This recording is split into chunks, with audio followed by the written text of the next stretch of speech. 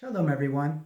For many people in the world, they might be concerned that perhaps going by the RaMBaM or going in our general derech is something strange, something rebellious, something odd, something that is not correct. I mean, basically, what you're wiping out the 800 years of rabbinical opinion and holding to the particular peculiar opinions of the RaMBaM.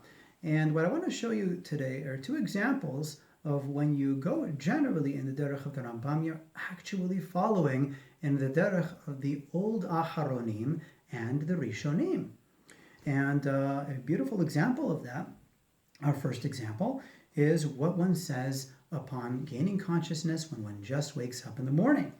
So in the RaMBaM in Hilchot Tefillah Uvirkat Kohanim, chapter 7, Halacha Gimel, the RaMBaM says very, very clearly, בשעה שיקץ בסוף שנתו, מברך והוא על מיטתו כך, אלוהי שהנשמה שנתת בי טהרה. When one wakes up at the end of his sleep, and one blesses, and he's still on his bed, and not מודה אני לפניך מלך חי וקיים, אלוהי הנשמה שנתת בי טהרה. The first word on a Jew's lips in the morning is the name of Hashem. There's not even any mention here of Natilat Yadayim. And what's amazing is that for many people, this is a huge chidush. Certainly, this is not something that is highlighted in the yeshiva world, is that this is precisely the stated opinion of Maram Beit Yosef in the Shulchan Aruch. We have here a Mishneh Brura, Orach Chaim, with the words of Rav Yosef Karo, with Ashkenazi explanation afterwards, or their own traditions. And Maram Beit Yosef wrote as follows: Kesheyaor mishnatho yomar Elohai neshama.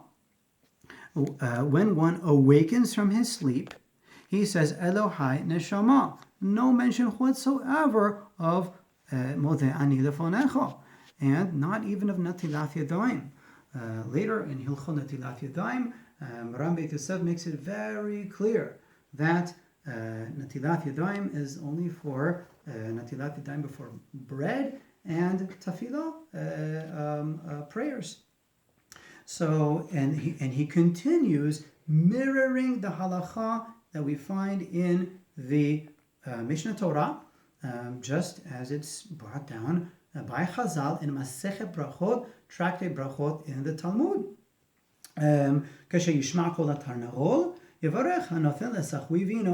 When one hears the voice of the rooster, one blesses who grants the rooster wisdom. When one dresses, when one gets dressed, then he blesses who clothes the naked. In other words, each action with its corresponding baracha. If you don't happen to do that action, you didn't put on a belt that day, you do not make that corresponding baracha. Ozer Yisrael b'gvura. Amazing. A very heart-wrenching and true story. A couple of years ago, when I was teaching English in the heart of Yerushalayim in a Haredi Sephardic yeshiva, I happened to have two Italian students who needed Hebrew lessons. I was actually teaching English and Hebrew in order to help them acquire Hebrew for their classes there. And of course they came to understand that I don't go in the general derech that everyone else was going, but in an older one that is more tzamud to the Talmud. And they told me, Rav Michael, how is it that it's written so clearly in Masechet Brachot, in Tractate Brachot, that each of these Birkot HaShachar, each of these morning blessings, is according to a particular action. And it's so obvious. Why are we being taught differently here? We want to follow what's written in the Talmud. And I tried to make them feel good and make them understand that they're in a good place. And and to try to change the subject and help them to accept and respect the place in which they're learning. But they couldn't let go of it. And in the end, they were so upset, they were so bothered by this, that they ended up leaving the yeshiva and returning back to Italy. Heartbreaking and true story.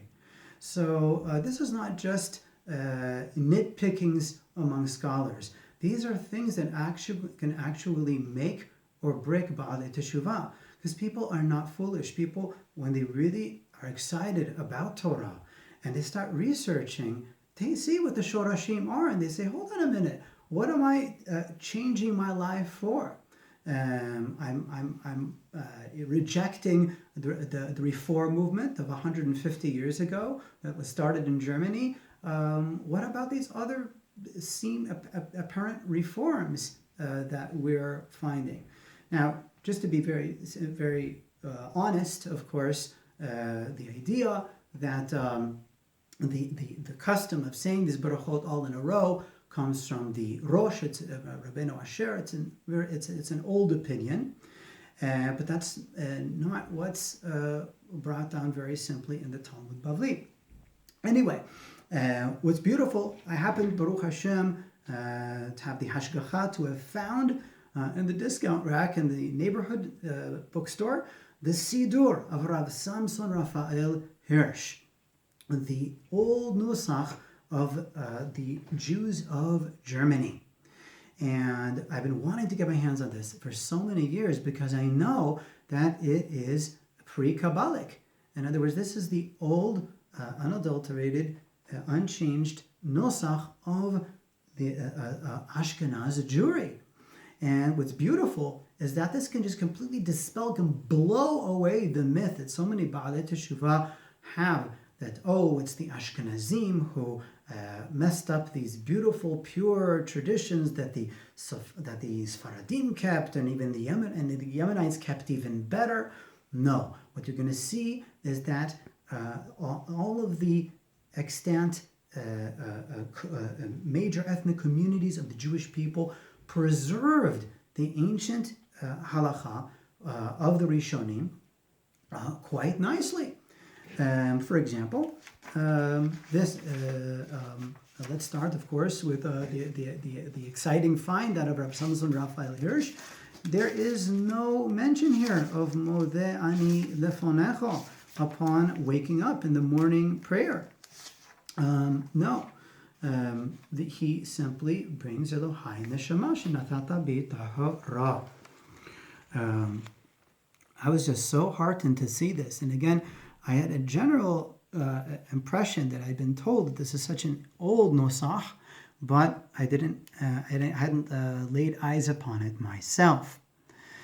And this is no less of a beautiful Sidur, a Tefilat Kol Peh. It was translated into Dutch, this Mahadura, by Rabbi Dr. Chaim Binyamin Yisrael Ricardo, the rabbi of the Spanish-Portuguese community of Amsterdam. And in here we find, just check out how old this is. In Ladino, we see here esnoga. Esnoga being the Ladino term for a synagogue. This is a Sephardic tradition that goes all the way back to the times of the Inquisition and even earlier.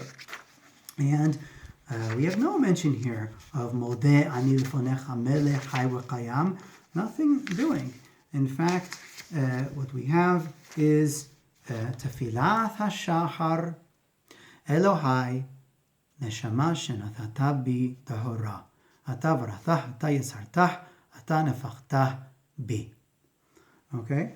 And of course, it's no secret that the Yemenites were very stubborn in keeping the old ways. This is the Tiklal, the old Sidur of the Temanim HaBaladim, compiled by Gaon Rav Yosef Kapach, of blessed memory, one of the teachers of my own Mori. And the Gaon Rav Kapach, what's beautiful about his Sidur is Rav Kapach was a man of peace. He was an Ish Shalom. So he brings down the Modeh Ani Lefonecho, to respect, of course, what has become so popular in today's Jewish world. But he makes it very, very clear that what the RaMBaM brings down, okay, that there is no modeh ani, but straight Elohai haneshama shenadata bi, and he explains here, hachi garasinon, כמצוי בכתבי יד עתיקים של היד החזקה לרבנו ובתכליל קדומים, which means that this is the way that we bless. This is the way that this is the tradition as it exists in the ancient manuscripts of the Mishneh Torah and in the old and ancient Sidurim of Yemen. So anyway, and now we're going to talk about a second point, and that is Berich Shemeh. This is a general Sephardic Sidur, Kol Sason, beautiful Sidur, that of course has what we see in today's Ashkenazi, Sephardic, and Yemenite communities. When they take out the Sefer Torah, the congregation recites what happens to be a beautiful prayer from the Zohar. Berich Shemeh, Demareh Alama, Berich Kitrach Ba'athrach.